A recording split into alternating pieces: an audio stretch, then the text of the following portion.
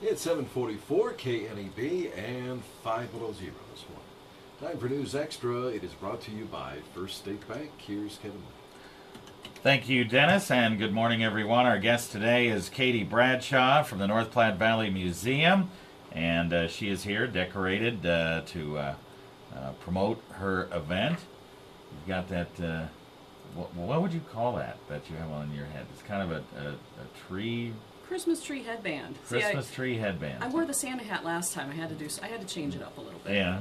Okay. Well, it looks good. Kind of in competition with Sarah at Victory Hill Farm. You know, Yeah. she wears her Yeah. Shrek ears when Yeah. she's on the radio. Yeah. So yeah. All right. Well, cool. Looks good. All right. We're talking about trees along the trail at North Platte Valley Museum, and this is the 8th annual Christmas tree decorating contest, and your contest started just this past weekend, right? Yeah, we kicked off on December 3rd, and we had a great day. We had more than 200 guests come into the museum, so that was awesome. We had cooked up some spiced cider and made the museum smell so good, and it must have been good advertising because we ran out of cider pretty quickly. Wow, that's great. Yeah, so Yeah. it was a really fun time. It was a great, energetic day. Yeah. For those who don't know, let's talk about exactly what the tree decorating contest is all about. They should know about it by now. We've talked about it a lot, but let's kind of fill people in a little bit. Okay, well, we invite not-for-profit organizations and service clubs to come into the museum and to set up a Christmas tree in the museum gallery and to decorate it. Often they'll choose to decorate it according to the theme of their organization. And we invite visitors to the museum. We waive admission during this time, and they can purchase, if they want, tickets for $1 a piece and vote on their favorite trees or their favorite organizations.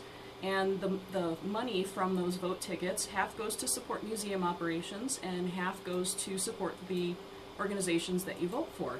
And the top 3 vote-getting trees will win cash prizes courtesy of H&R Block. So if you go out and vote for your favorite organization, you could result in them winning $100 for their organization.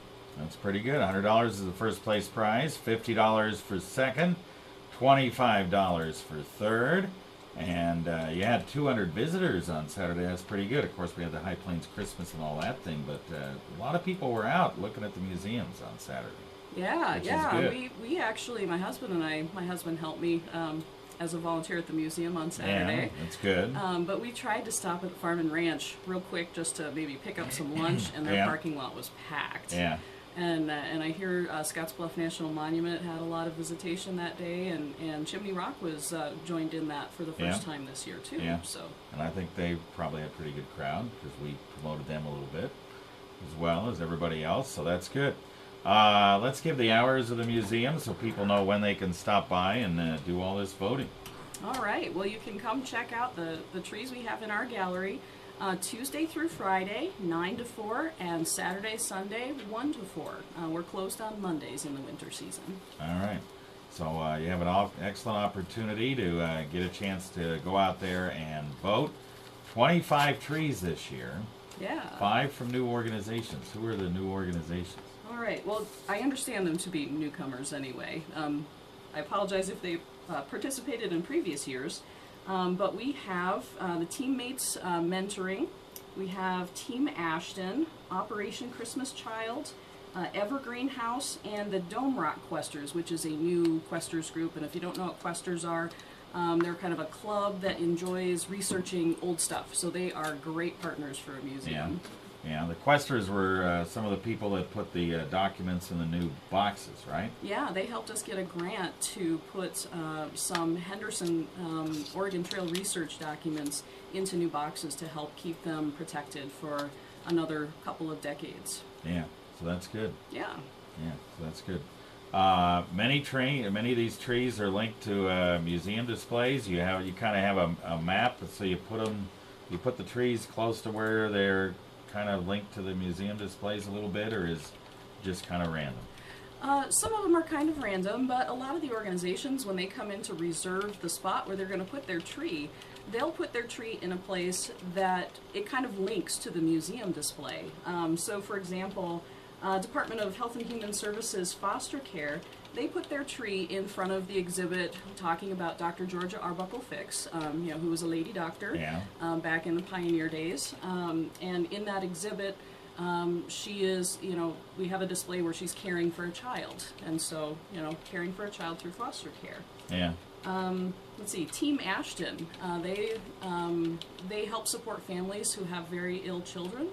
And so they set up their display in front of the Iron Lung that we have in our rotating display. The Teammates is a school-based mentoring program, so we have them by the schoolhouse display. Panhandle Quilt Guild, we have them set in front of a quilt in the museum. The Scottsbluff Questers 1346 group this year, they linked their tree theme to the theme in the Downey Photography Studio where they set up, and so they have a bunch of old photographs of their parents, grandparents, great-grandparents on the tree. So it's really cool. That's pretty cool. That's pretty cool. All right, we'll talk more right after this. First State Bank's 30th annual Gift of Love program So if I'm is going talking on too now. long, just No, you're doing good. Sent to collect